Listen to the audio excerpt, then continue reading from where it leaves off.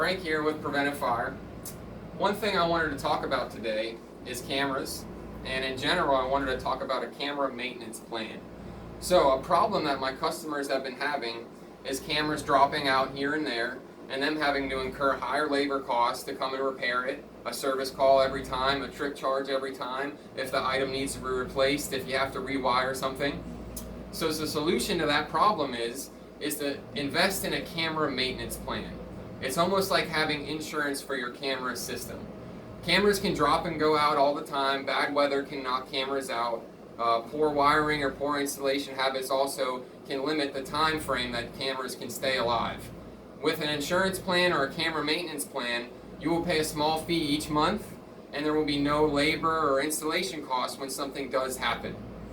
A lot of my customers have opted to do this. It's a no-brainer when it comes to a new camera system or a nice camera system that you want to keep in tip-top shape and not have to worry about it failing at some point.